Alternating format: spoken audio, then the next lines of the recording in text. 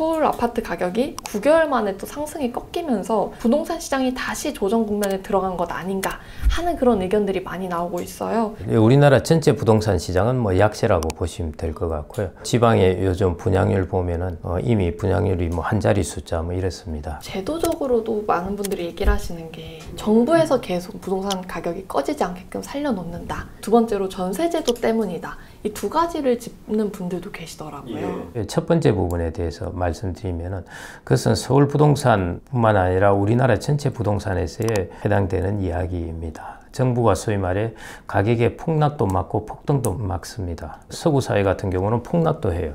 근데 집 한번 잘못 사면 우와 큰일 났네 이런 걸 겪는데 우리나라는 했는데 기다리고 있으면 오른다는 것입니다. 이제 정부가 이런저런 정책을 통해서 이제 그걸 가능하게 해줬다는 것이기 때문에요. 주택 가격의 변동성이 줄어든다는 것이거든요. 변동성이 줄어든 자산에 투자할 수 있는 제일 좋은 전략은 레버리지를 해서 투자하는 것입니다.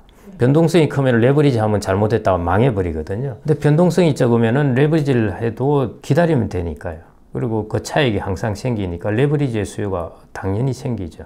두 번째가 전세인데요. 갭 투자한 것들의 주택이 어디 서울의 강남 주택을 가지고 갭 투자합니까? 전세 비율이 안 되기 때문에요. 그 부분의 시장보다는 빌라라든지 뭐 이런 쪽으로 갭이 적으니까요. 그걸 통해서 이제 많이 이루어져서 그게 좀 영향을 줬을 거고 다만 전체적으로는 금액은 적지만은 그래도 전세 보증 제도를 통해서 이제 전세가 보증을 해주니까 대출을 훨씬 은행이 용이하게 해줘 버리지 않습니까? 그래서 이제 이 대출이 늘어나는 것이죠. 결국 부동산 시장에 들어가는 돈입니다. 저번 정부 때 이제 그걸 적극 적으로 많이 실행했었고요. 그게 큰 영향을 주었습니다. 상당 부분이 그 영향이었을 거라고 말하는 사람도 있고요. 지난 5년 동안에 기업 대출에서 부동산으로 들어간 것이 한 300조 들어갔고요. 전체 1000조가 증가했는데 그 중에 300조가 프로젝트 파이낸스라든지 이런 쪽에 이제 시공사들이죠. 부동산 관련된 기업에서 대출해 간 것이 300조가 늘어났고 그 다음에 주택담보대출이 250조 늘어났습니다. 550조가 지난 5년 동안 부동산으로 들어갔고요. 거기다가 전세자금 대출까지 합쳐져 가지고 부동산으로 돈이 들어간. 그게 이제 지방이나 이런 데서 미분양으로 나타나는 것이고, 그만큼 돈이 들어갔으니까 건물을 지었겠죠. 그것들이 이제 공급 초과로 일어나는 부분이고, 서울 지역은 이제 규제도 많고 땅도 별로 없었으니까 덜 지었죠. 이 밸류에이션이 잘 안 맞습니다. 아파트 부분은 가치들이 많습니다. 예를 들어 뭐 교육 제도라든지 브랜드에 대한 가치. 브랜드에 대한 가치가 꽤 생각보다 큽니다. 여성들 같은 경우 무슨 배송지 주소를 쓸 때 자기가 강남구나 서초구나 용산구라는 걸 쓸 때하고 다른 곳을 쓸 때하고 쓸 때마다 자부심을 느끼고 턱 쓰면은 다시 한번 자기를 쳐다본다는 것이죠. 그 다음에 실질적인 경제적 가치도 있습니다. 그 안에서 예를 들어 자녀들의 혼사가 이루어진다 그럴 때 그 주변 커뮤니티 내에서 이루어지면은 자기들 입장에서는 이제 더 비슷한 사람들끼리 할 수 있다는 것. 그런 편익들이 좀 있는 것이고요. 그 다음에 이제 두 번째는 새집 공급이 별로 안 됐습니다. 일기 신도시 아시겠지만 그게 80년대부터 공급되었습니다. 근데 80년대, 90년 초만 하더라도 우리나라가 1인당 GDP가 이제 $10,000가 안 되었을 때입니다. 그때 만들어진 집이에요. 근데 지금 35,000달러입니다. 성에 차겠습니까? 안 차죠.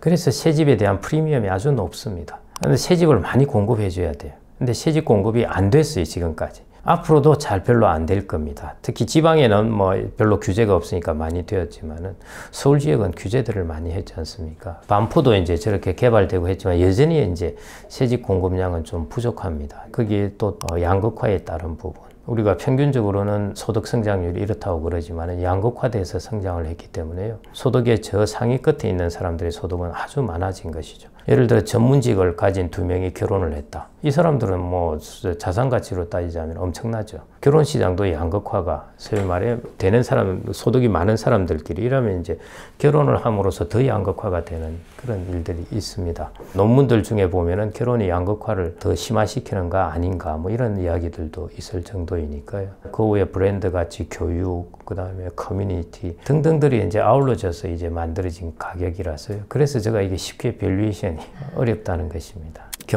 우리나라 경제 성장률을 IMF가 이제 내년에도 2% 보았고 올해도 이제 2.2% 이렇게 보았습니다. 그리고 내수가 안 좋다. 통화정책보다 재정정책을 써야 한다. 그 다음에 산업의 구조조정을 지속하고 서둘러야 한다. IMF에서 했던 이야기들이 저는 정확한 처방이라고 보고 있고요. 우리나라의 경제 상황을 보여주고 있습니다. 거기에 따르면은 내년에 2% 정도 성장.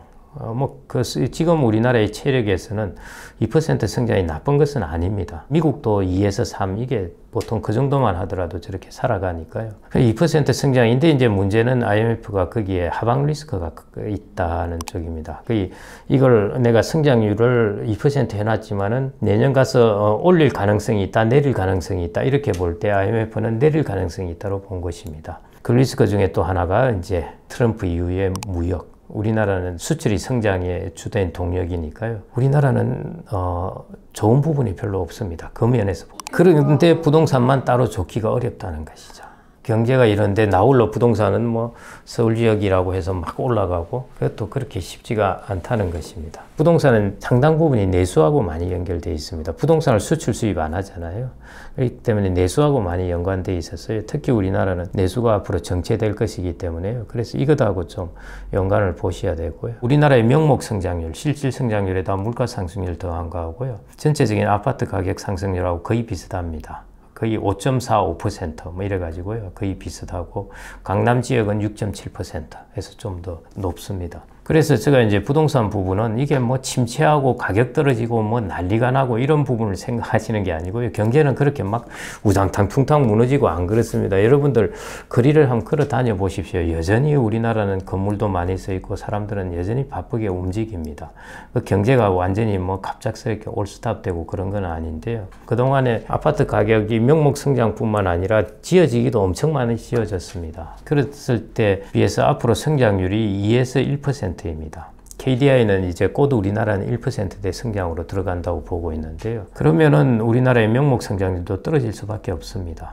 그러면은 당연히 부동산에 저는 기대 상승률이 떨어진다는 것이죠. 부동산을 보는 분들은 매크로하고 따로 떼놔서 보시니까 그렇게 판단을 하시고 그게 단기적으로 맞을 수는 있는데요. 저희들은 이제 매크로를 보고 부동산을 보다 보니까 이제 그 관계에서는 조금 그렇게 볼 수가 있습니다. 내수가 안 좋은 만큼 부동산도 침체 가능성이 좀 있다면 앞으로는 부동산 투자는 어떻게 될지가 좀 궁금해요.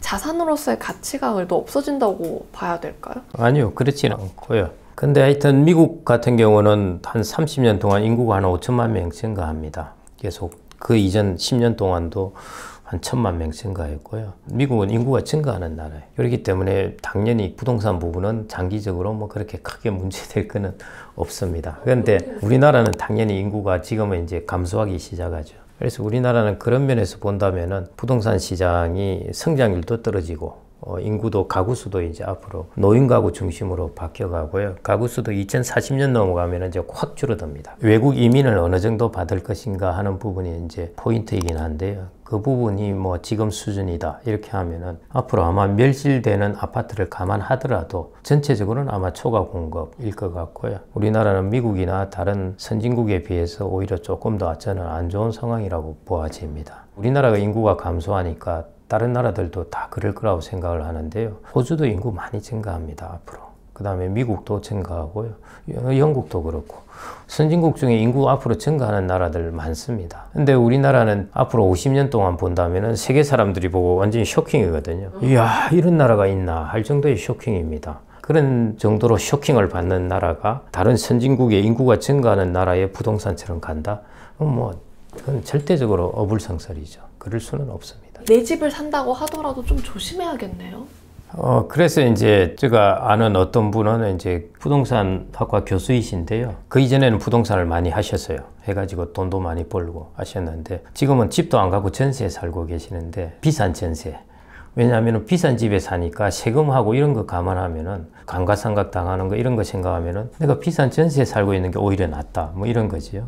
근데 제가 추천하는 바는 내 집은 있어야 됩니다. 집을 가지고 여러분들이 생애자산 관리를 할 수가 있습니다. 집이라는 것은 일단 삶을 안정성을 높여주는 것이고요. 그 다음에 불확실성, 집값이 안 오를 거라고 생각을 하지만은 자기가 자산이 아주 많지 않은 한은 집값이 올라버리면 어떡합니까? 그 어마어마한 위험에 대한 익스포저입니다. 우리 2000년대 초반에 부자 아빠, 가난한 아빠 하면서 주택 사지 말고 주식 사라 했다가 그때 아파트, 부동산 안 샀던 사람이 난리가 난 것이죠. 세상이 어떻게 변할지 모른다는 것이죠. 캐나다 같은 경우 인구는 별로 안 많고 땅은 넓지만 이민을 대거 받아들인 바람에 막 부동산 가격이 올라가 버린 것입니다. 무슨 일이 날지 모르기 때문에요. 내 집은 하나 가지고 있어야 여러분들이 마음이 편합니다. 집값이 떨어지든 오르든 간에 맨날 내 집을 안 갖고 전세에 있으면 여러분들의 생각은 야, 집값 오르면 어떡하지? 어디서 뉴스 나서 집값 오른다면 마음이 덜커덕 내려앉는 것이. 돈이 아주 많은 사람은 그런 걱정 안 해도 돼요. 근데 그게 아니고 우리나라처럼 자기 자산의 7, 80%가 주택인 사람은 그런 걱정에 노출될 수밖에 없습니다. 그래서 일반인이라면은 내 집을 꼭 마련을 하시고, 그 다음에 집을 마련해 놓으면은 스스로 좀 절약이 돼요. 이거 원리금 상환한다고요. 절약해서 자산 축적입니다. 그 다음에 나이 들어서는 주택연금으로 다시 내가 연금화하면 됩니다. 그래서 이 주택을 하나 가지고 여러분들의 생애 전체 자산관리 사이클에 다 활용할 수가 있는 것이죠. 그 부분에서 저는 꼭 이제 내 집을 갖는 게 좋다, 이렇게 항상 이전에도 이야기를 했었고요. 그 다음 또 하나가 이제 중요한 특징 중에 하나가, 우리가 주식을 가지고 있으면은 장기 투자하기 어렵습니다. 특히 우리나라에서는 배당이 없기 때문에요. 그때그때 팔게 돼요. 근데 주택을 자기 집에 있으면은 안 팔고 장기 투자를 하게 됩니다. 근본적인 이유가 뭐냐? 주택으로부터는 배당이 들어옵니다.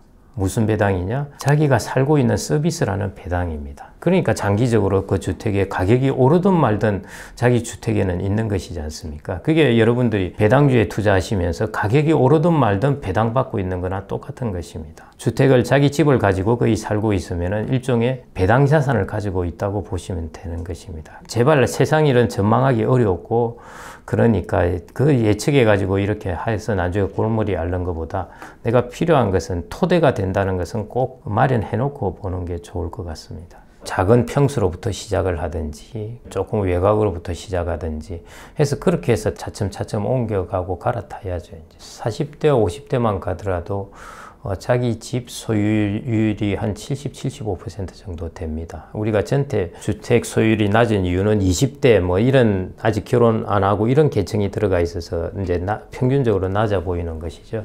한 40, 50대 가면은 거의 우리나라 사람들의 75% 정도는 주택을 소유하고 있습니다. 앞으로 주택 가격이 오르지 않더라도 소유하는 것이 여러분들의 자산 관리에서도 그렇고 유리한 측면이 있는 것 같습니다.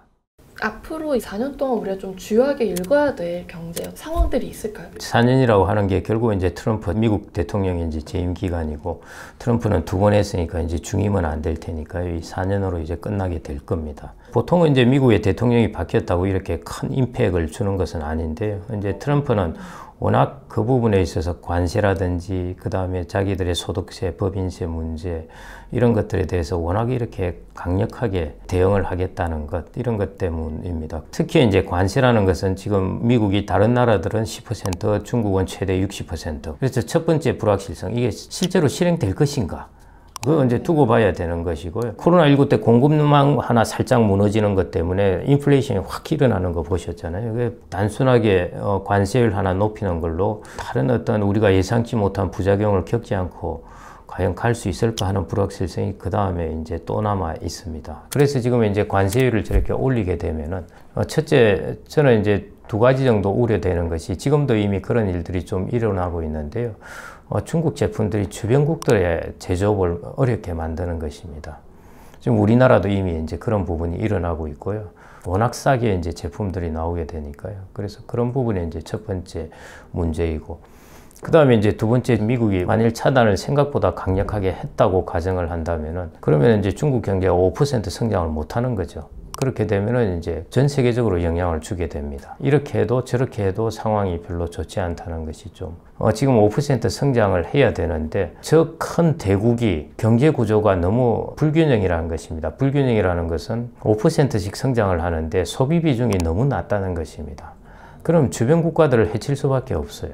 우리나라도 그렇고 뭐 다른 베트남도 그렇고 다 이제 지금은 개도국으로서 막 제조업으로 성장하는 나라들이 다 해당되는 것이죠. 자기들이 이제 낮은 인건비나 저가 제품으로 이제 제조업 시장을 공략해야 되는데 중국이 그거보다 더 낮은 저가 제품을 가져온다든지 더 성장 못하게 할 수도 있고, 이런 것입니다. 그래서 저는 제일 우려스러웠던 게 중국이 이제 소비를 빨리 높여야 된다. 중국도 그래서 50% 정도는 최소 소비 비중을 높여야 된다. 그렇게 목표를 두었는데 더 떨어져 버렸어요. 주가가 급락하고 부동산 가격 급락하고 젊은이들 실업률 높아지고 그 다음에 고령화되면서 은퇴자들 많아지고 하니까 사람들이 소비를 안 하는 거예요. GDP에서 소비 비중이 뚝 떨어져 버렸습니다. 자기들 하이테크에 R&D에 아무리 투자한다 하더라도요, 기본적으로 이 구조를 안정적으로 맞춰야 됩니다. 뭐 우리가 하이테크만 잘한다고 해서 먹고 사는 게 아니거든요. 그래서 그런 부분이 중국뿐만 아니라 다른 나라에도 영향을 당연히 준다는 것입니다. 저는 그래서 중국 경제의 이런 불균형, 제가 제일 관심을 두는 부분은 이 부분입니다. 이게 세계 경제에 어떻게 영향을 줄 것인가 하는 부분입니다.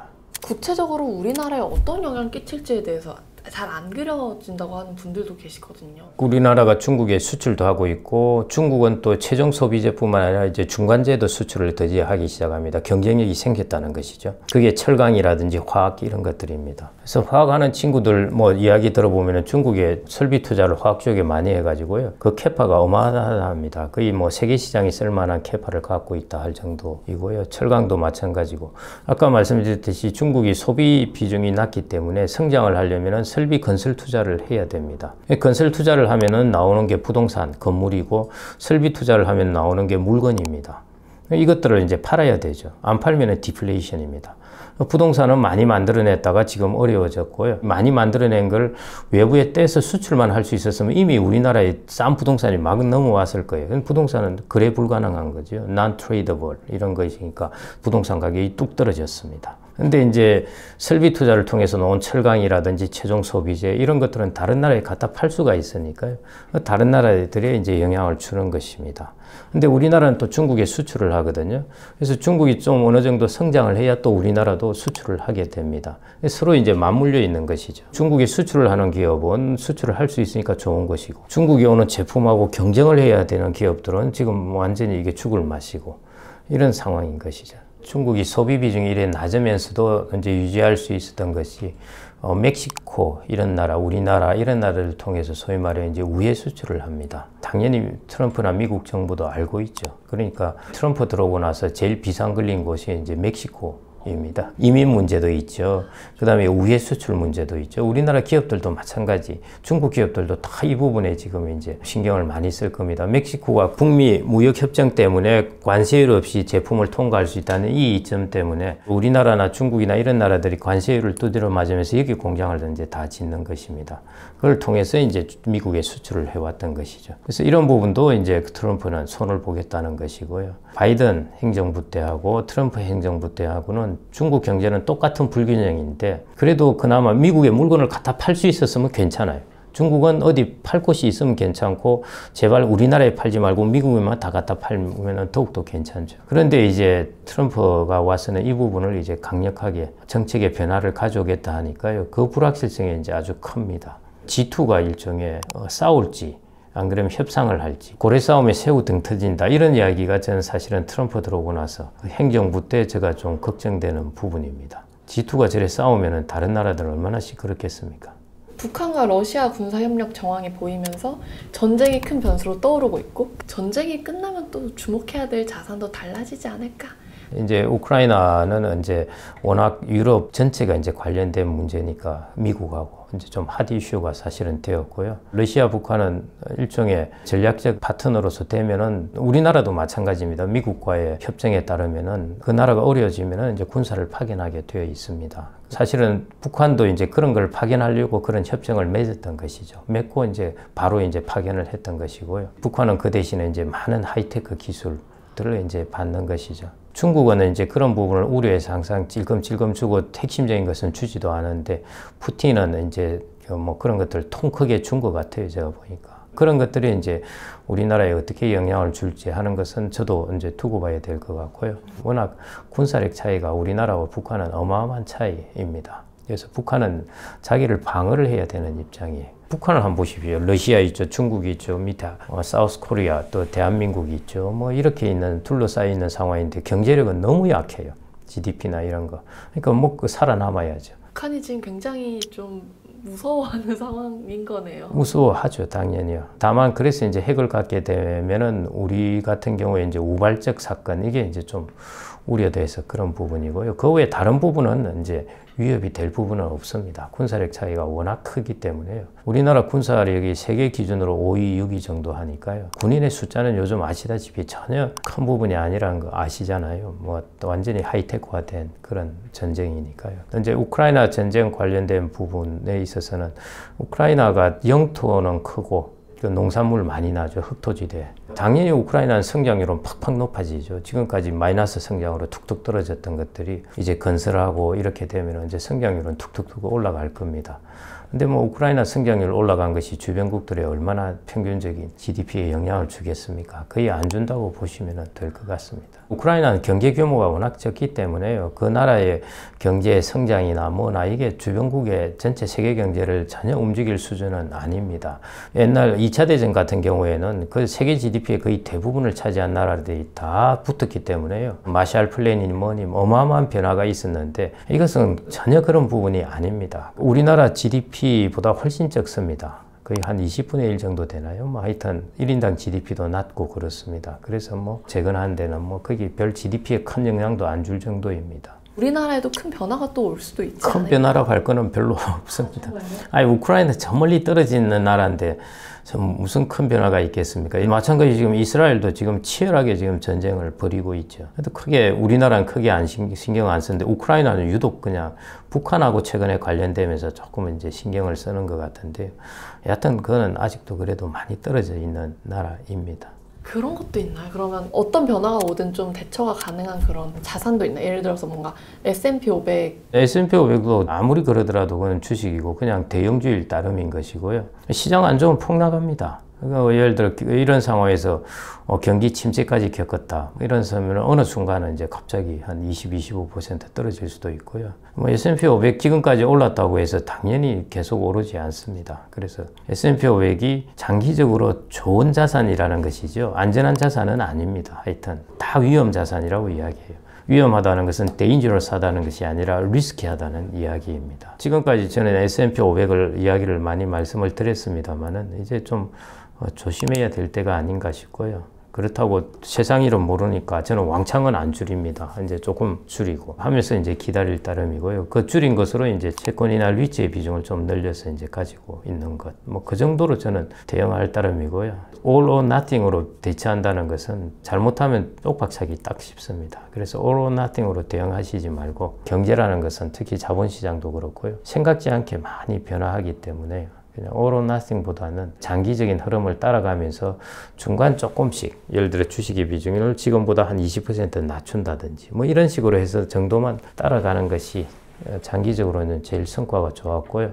자산 배분을 픽스 해 놓으시고 그 다음 거기서 조금 줄이고 늘리고 하는 식으로 하시는 게 좋을 것 같고요. 저는 뭐 예적금보다는 수익률이 요즘 별로 좋지는 않지만은 채권 펀드 위주로 하고 있으니까요. 안 그러면 리츠나 뭐 이런 쪽으로 이제 돈을 조금 피해 가지고 있다가 뭐 그렇다고 주식을 전혀 안 하는 건 아닙니다. 비중을 조금 줄인다는 것이죠. 적립을 하시는 분은 거기 신경 쓰실 필요도 없습니다. 지금 30대다 하면은 지금 자기가 적립된 자산에 비해서 아직 적립을 해야 될 자산, 돈이 훨씬 많이 남아 있거든요. 그래서 떨어지면은 또 떨어진 대로 사고 뭐 이렇게 해서 꾸준하게 적립하시는 분은 거기에 오히려 흔들릴 필요가 없을 것 같습니다. 최근에 만들어낸 용어 중에 하나인데요. 자산관리를 제가 나무아미타불 자산관리라고 이름을 붙여봤는데 자나깨나 나무아미타불만 해도 극락에 갈 수 있다는 것입니다. 자산관리도요. 아주 어마어마하게 복잡한 세상이에요. 너무너무 넓은 세상입니다. 그런데 여러분들은 생업을 하셔야 돼요, 사실은. 여러분들은 나무아미타불의 자산관리를 하시면 되고요. 다우 배당주, 뭐 S&P 500, 리츠의 미국의 종합지수들이 있습니다. 그런 것들 좀 사고 우리나라 리츠도 종합지수격인 것 ETF 사고 이것도 싫다 그러면은 TDF 하나 하시고 적격 디폴트 상품이라고 있습니다. 이렇게 선택하셔도 충분해요.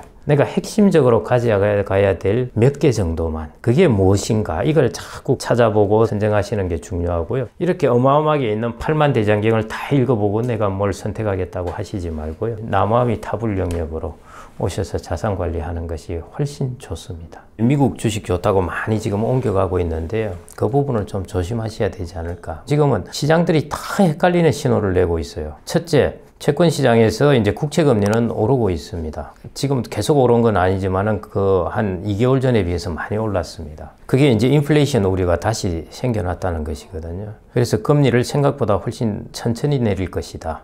이렇게 이제 보고 있습니다. 그래서 채권 금리가 이제 올랐고 장기 채권 금리가 막 오르고 그렇습니다. 장기적으로 인플레이션이 여전히 있을 거라고 보기 때문에요. 그러면은 주식 시장은 사실은 떨어져야 돼요. 근데 주식 시장도 올랐습니다. 이게 첫 번째 다른 신호이고요. 주식시장은 좋은 것을 반영하고 장기적으로 내년 물가 오를 그것은 내년에 가서 보고 지금 일단 좋은 재료를 먼저 반영하자입니다. 그래서 이제 이런 부분이 결국 어느 시장이 오르냐 보통 보면은 이제 조금 시간이 지나면은 채권 시장이 이제 옳습니다. 그래서 그런 면에서 볼 때는 이제 주식시장이 채권 시장을 좀 따라갈 것 같고요. 그 말은 금리가 이렇게 계속 높은 수준으로 또 유지되고 금리를 빨리 인하하지 않으면은 미국 가계들도 이제 쉽지 않다는 것이죠. 그 다음에 채권 시장 내에서도 헷갈리는 신호를 냅니다. 그 말은 뭐냐면은 이제 채권 중에서도 회사채의 신용 등급이 있습니다. 그러면은 신용 등급이 낮은 것들의 금리가 높고 높은 것들은 금리가 낮습니다. 그래서 이것들을 스프레드라고 그러는데 이 스프레드가 확대되어 있지 않고 지금 최고로 좁아져 있습니다. 이 경기가 가장 좋을 때 일어나는 일이거든요. 그래서 미국이 현재로서는 회사채 시장에서는 경기가 가장 좋다고 판단을 하고 있고 주식 시장도 좋다고 판단을 하고 있는데 국채 시장에서는 인플레이션 우려를 많이 가지고 있다는 것입니다. 회사채 스프레드와 주식시장은 같은 방향으로 이야기를 하고 있고 국채시장은 이제 조금 길게 보면은 다른 방향으로 이야기하고 있습니다. 그래서 이게 이제 어느 방향으로 서로 통일이 될지 하는 것들이 불확실성인데요. 저는 아마 인플레이션에 대한 우려, 그 다음에 금리의 상승 이런 부분이 결국 다른 시장에 이제 내년에 영향을 주지 않을까 그렇게 보고 있습니다. 현재 우리가 사는 세상은 일반적으로 랜덤입니다. 우리가 교통사고가 난다든지 사고가 난다든지 다 랜덤하게 일어나는데요. 그런데 여러분들 교통사고 1년 동안의 건수를 보면 큰 차이가 없습니다. 일정한 범위 내에서 예측을 하시더라도 다 맞아요. 그래서 그게 패턴이라는 것입니다. 세상이 참 이상한 것 중에 하나인데요. 교통사고 개인들이 자기가 통제하는 것도 아닌데 어떻게 전체 교통사고가 1년에 일어나는 것은 일정하냐 하는 것이죠. 그런 것들이 확률적인 세상에서는 많이 일어납니다. 그것은 통계학에서도 이미 그런 부분을 이제 증명을 한 부분이고요. 투자에 있어서도 이런 부분입니다. 여러분들이 종목을 투자하시면은 지멋대로 갑니다. 사실은 가격은 랜덤이에요. 여러분들이 예측할 수 있다고 생각을 하지만요. 진짜 랜덤입니다. 오늘 했다가 내일 갑자기 예기치 않은 어떤 뉴스가 들어오면 완전히 이제 가격이 변해버리거든요. 그래서 이걸 좀 더 안정적으로 만들어야 됩니다. 그래서 약간 패턴화 시키는 것이 종목을 섞어버리는 것입니다. 종목을 섞어버리면은 저 사장이 죽었네, 저 사장이 횡령을 했네, 저 기업이 경쟁력에서 밀렸네 하는 요인들이 다 중화가 되어버립니다. 그래서 그 요인들이 없어지는 것이죠. 1차적인 이제 패턴을 만들어낼 수 있습니다. 그런데 그럼에도 불구하고 여전히 남아있는 랜덤이 있는 부분인데요. 거시경제적인 쇼크입니다. 아까 말씀하셨듯이 큰 전쟁이 일어났다든지 유가가 어느 일로 갑자기 급등을 했다든지 하면은 전체 주식시장이 영향을 받게 됩니다. 그 다음에 주식시장이 사람들의 마음으로도 영향을 받게 되고요. 그것 때문에 왔다 갔다 해요. 그래서 1년 단위로 보면은 주식시장의 수익률은 거의 S&P 500만 하더라도요. 플러스 50에서 마이너스 30을 왔다 갔다 해요.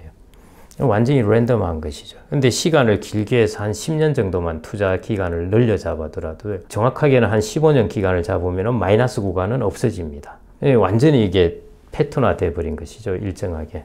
그래서 장기 투자를 하면은 일종의 여러분들이 랜덤한 지멋대로 움직이는 시장이 아니라 패턴화된 시장에서 움직일 수가 있습니다. 이 말은 무슨 말씀이냐 하면은 하루하루 사고 팔고 2, 3개월 단위로 사고 팔고 종목을 가지고 사고 팔고 하는 것은 다 랜덤에 해당되는 것입니다. 그런 행동은 본질적으로 룰렛을 하는 것이나 별 차이가 없습니다. 여러분들의 자산 관리는 룰렛을 하시면 안 돼요. 룰렛 하실 것 같으면 그냥 카지노에 가서 하시는 거나 비슷한 것입니다. 그렇게 하지 말고 투자를 하셔야 되는 것이고요. 투자를 하셔야 되는 것은 좀 더 안정된 곳으로 들어가야 됩니다. 그 안정된 영역이 어디냐면은 나의 종목을 분산을 해야 되고 여러 종목을 가져야 되고 그 다음에 내 한번 가진 이상은 장기로 투자해야 된다는 것입니다.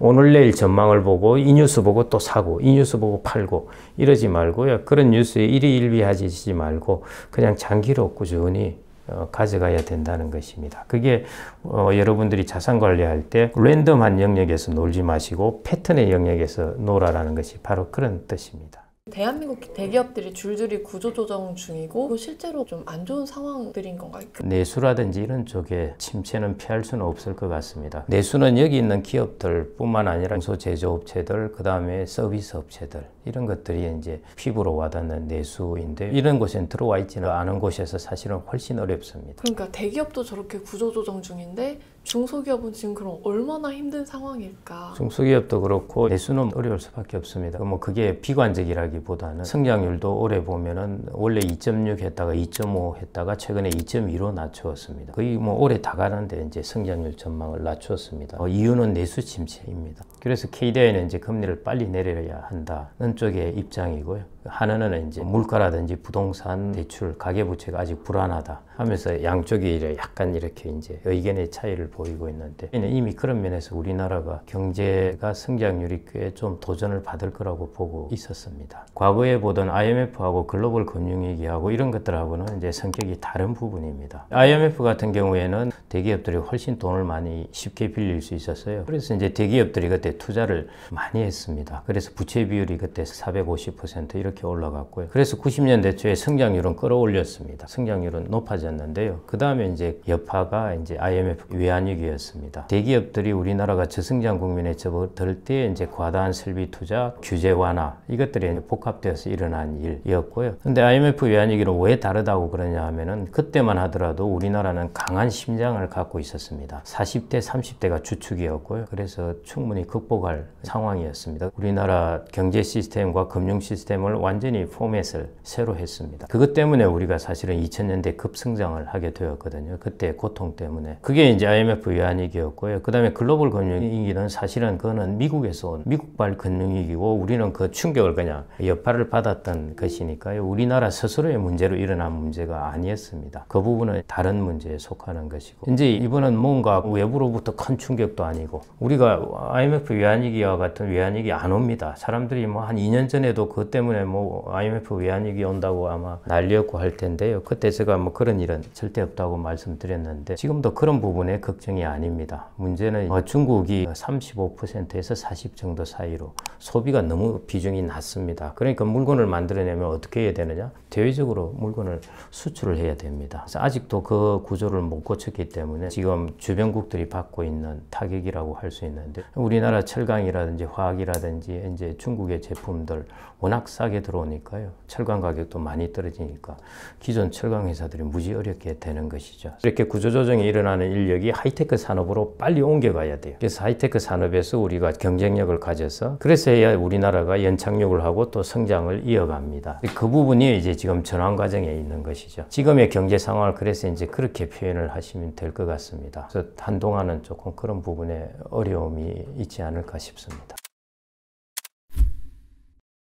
지난 20년은 왜 잊어야 되냐 하면은 우리나라가 선진국으로 들어선 때입니다. 문화 사회적으로는 차치하고 일단 우리가 경제적 지표만으로 볼 때는 선진국입니다. 다른 나라도 그렇게 우리나라를 간주하고 있고요. 3만 달러를 돌파하고 3만 달러에 안착하면서 이제 선진국이 명실공히 되었는데요. 우리나라가 1인당 GDP가 3만 달러를 돌파하던 때가 2017년이었습니다. 우리나라 1인당 GDP가 1999년, 2000년에 1만 달러 정도였는데 그게 불과 17년 만에 3만 달러를 이제 돌파하게 되거든요. 지난 20년은 사실은 우리나라는 어마어마한 성장의 시기였습니다. 여러분들이 아마 거리의 변화를 보셔도 아실 텐데요. 2000년에서 2010년보다 2010년부터 지금 한 10몇 년 동안 이런 게 급속하게 변했습니다. 그것뿐만 아니라 우리 주변에도 마찬가지였죠. 특히 지금 10년 정도 동안 10년, 15년은 아주 성장을 많이 했었고요. 전체 통틀어서 20년도 어마어마한 성장을 했습니다. 예를 들어 이제 이런 부분이죠. 우리나라가 과거 20년 동안에 인구가 350만 명 증가했는데 똑같은 기간 동안에 가구 수는 650만 가구. 그러니까 이런 걸 주택시장에서 본다면 이런 때가 없을 정도로 좋았던 때이고요. 그래서 주택시장뿐만 아니라 우리나라 산업도 그렇고 외환위기 이후에 이제 완전히 우리나라가 구조조정을 해서 경제의 체질을 확 바꿔버리고 이제 그때부터 20년 동안 점프를 했습니다. 경제가 이제 10년, 길면은 20년 정도 이렇게 지속되면 뭔가 새로 또 탈바꿈을 해야 되는 시기가 보통은 오게 됩니다. 지금뿐만 아니라 한 4, 5년 전도 마찬가지였습니다. 우리나라는 이미 이제 이런 상황이 좀 접어들었었는데, 근데 이제 반도체가 워낙 좋다 보니까 나머지 부분들을 우리가 이제 잊고 있은 부분이 있었습니다. 반도체 경기가 수출이나 이런 데서 뭐 압도적으로 좋았었죠, 사실은. 그런 부분이 이제 IMF하고 글로벌 금융위기하고는 이제 완전히 다른 것이고요. 과거 20년은 이제 워낙 좋았던 때입니다, 사실은. 부동산 시장도 좋았을 때고, 기업에 있어서도 일종의 좋았고, 우리나라가 새로운 산업도 많이 생겨나고 사실은 잘 적응을 했어요. 정말 우리나라가 90년대 후반에 IT 산업 쪽에 집중 투자하고 우리나라 지금까지 이제 빛을 보게 되었던 것이고 잘했습니다. 그래서 근데 지금은 이제 또 다른 변화에 대한 적응을 해야 될 때이고요. 전통 산업을 치고 들어오는 부분, 그 다음에 우리나라가 선진국의 하이테크를 옮겨가야 되는 부분, 이제 이런 딱 시기에 들어와 있습니다. 화학 쪽에 있는 친구는 계속 지금 퇴직을 못 하고 있습니다. 왜냐? 자금을 구해야 되니까 자기가 제일 전문가니까 자금이 안정화되기 전까지는 너는 못 나간다. 뭐 이렇게 뭐 이제 그런 업종들이 보면은 보입니다. 다 아시다시피 그게 다 이제 우리나라가 다른 선진국을 치고 넘어갔던 그런 경험을 이제 우리가 반대로 받고 있는 것이죠. 저는 그래서 몇 년 전부터 계속 우리나라의 교육 문제, 노동시장 개혁, 교육 문제가 결국 하이테크 산업 성장시키는 거하고 똑같은 것이니까요. 그래서 좀 이게 큰 전환기라고 좀 보시면 될 것 같습니다. 지금 대기업, 중소기업 다 너나 할 거 없이 지난 20년간 호황을 누렸던 기업들이 지금 다들 힘들어하고 있는데 저처럼 이제 월급으로 생활하는 이런 사람들은 어떻게 해야 되는 거예요? 이제 월급쟁이들 같은 경우 일단 뭐 월급쟁이는 월급을 계속 받을 수 있게 하는 것이 제일 중요하고요. 그것만큼 이제 중요한 소득은 없습니다. 여러분들이 이제 저축을 하고 이런 부분이 있을 텐데 여러분들의 돈은 좀 더 경쟁력이 있고 이런 곳에 여러분들의 돈을 갖다 놓으실 수 있습니다. 예를 들어 엔비디아나 애플의 주식을 샀다 이렇게 보시면 되는데요. 그러면은 여러분들은 일종의 미국의 생산성과 노동자를 고용한 것이나 마찬가지입니다. 그래서 그런 방향으로 여러분들의 자산과 여러분들의 생업을 포트폴리오를 좀 이루게 해야 되는데요. 내 생업은 한국에 있지만은 나의 자산의 포트폴리오는 글로벌하게 좋은 곳에 갖다 놓아서 이 둘을 좀 분리해 놓는 것입니다. 그게 좋은 포트폴리오라고 그러고요. 그래서 최근에 이제 제가 들었던 이야기로 젊은 사람들이 배당주에 요즘 상당히 관심을 많이 갖습니다. 제가 그 이유를 가만 들어보니까 그게 꽤 현명한 생각이라고 생각이 들었습니다. 일반적으로 성장주도 좋지만 배당주를 해서 배당이 이제 떨어지게 되면 그걸 이제 젊을 땐 재투자를 해서 이제 키워가고요. 그 다음에 나이 들어서는 재투자하지 않고 거기서 나오는 배당만 받는 것입니다. 그런 식으로 이제 한 10년, 20년의 플랜을 짜는 것이죠. 배당주나 리츠나 이런 배당을 많이 주는 그런 자산을 가지고요. 그런 플랜을 좀 이제 짜시면 어떨까 싶고, 배당주 펀드 중에서도 이제 괜찮은 배당주 ETF 같은 경우는 보통 보면은 배당 금액이 증액되는 것들에 주식 기업들을 집어넣고 있습니다. 그러니까 지금 내가 투자를 해놓고 한 20년 정도 지나면은 그때 내 투자했을 때 대비해서 배당 금액은 엄청 많아지는 것이죠. 그때 이제 배당금을 받는 것입니다. 그전에는 나오는 배당금을 이제 계속 재투자해서 복리로 계속 또 배당주 사는 거예요. 또 사고 또 사고. 그래서 야, 이거 현명하다 진짜. 이게 꼭 50대 60대만 이런 걸 투자할 게 아니라 한 10년 20년 전부터 이걸 꾸준히 투자해가지고 나중에 노후를 준비하면 꽤 괜찮겠다 싶은 생각이 들었고요. 저는 이제 근로자에게는요, 가장 잘 맞는 것은 이제 주식이라는 자산이라고 봅니다. 근로자는 일종의 채권과 같은 월급을 소득을 얻는 것이니까요. 이제 안정적입니다. 안정적이고 우리나라의 생업하고 우리나라의 경기 변화하고 이렇게 그게 디펜던트 되어 있습니다. 주식을 갖는다는 것은 자본을 갖는 것입니다. 일종의 자본가가 되는 것이죠. 저는 근로자는 항상 자본가를 겸업하라 이렇게 이야기를 하는데, 배당주가 그런 거죠. 우리나라의 경제 운명하고 조금 분리된 곳에 그런 쪽에 이제 자본을 갖는 것. 그렇게 해서 여러분들이 한 10년, 20년 계속 꾸준히 자본을 축적을 하고, 그 다음에 결국 나중에 이제 여러분들이 필요할 때는 거기서 그냥 배당을 받는 것으로, 이렇게 하면 장기 투자가 됩니다. 주식은 기본적으로 이렇게 장기 투자를 하셔야 돼요. 예적금은 30대가 할 만한 것은 아닌 것 같고요. 한 50대, 40대 한 후반이나 들어가서 좀 할 부분이고요. 30대는 그냥 자본을 가지는 게 좋습니다. 여러분들 ETF 보시면 많이 나옵니다. 그런 것 중에 하나 택하시면 좋을 텐데, 배당주 중에서도 가장 퀄리티가 좋은 배당주 ETF를 하나 찾으시는 게 좋을 것 같습니다. S&P 500에서 하는 뭐 배당 귀족 이런 것도 있습니다. 다우 배당 지수가 또 있습니다. 꼭 배당뿐만 아니라 재무제표 이런 것들이 이제 괜찮은 것들을 다 100개 정도 모았습니다.